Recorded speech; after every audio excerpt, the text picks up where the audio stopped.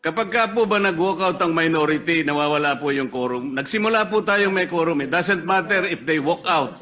Yes, I think we still have the quorum. Madam President, once there is a quorum call, you have to call the roll. It's just like us saying, are you afraid if we have the hearing on the Blue Ribbon on flood control, mababanggit ka rin? You do not make that kind of statements here in the Senate because you assume good faith from everyone. That rule hindi minadali. May 11 pa ho yun. So, Madam Chair, I move that we divide the House.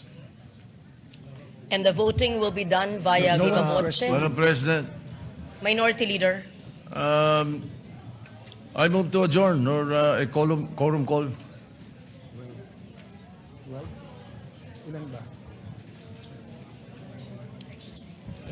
That is a higher precedence, Madam President. So I only see the Minority Leader representing the minority. The others had left. Madam Chair, we will not object, but for the record, Yes. they scampered out and left the minority leader instead of discussing the rule. We are not even discussing the rule yet. And then, ganun na yung allegation nila. And no one from the minority stood up to say that out of order si Senator Erwin Tulfo.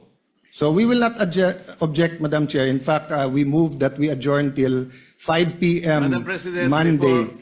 before that, Madam Before we President, adjourn. motion to adjourn is Senate not President. debatable. Akala ko ba magaling sa rules? We're not Parliamentary debating. inquiry. It's not We're not debatable. debating Madam minority Parliamentary inquiry, vote. Madam Madam adjourn. President. I'm not debating, Madam and we Chair. will indeed adjourn. Parliamentary inquiry.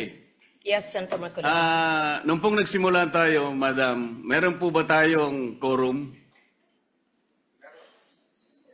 We had a quorum, yes. Yes, Madam President. Kapag ka po ba nag-walkout ang minority, nawawala po yung quorum. Nagsimula po tayong may quorum. It doesn't matter if they walk out. Yes, I think we still have the quorum. Madam President, once there is a quorum call, you have to call the roll. Kahit present lahat o kulang kanina o there was a motion to dispense, whatever that is.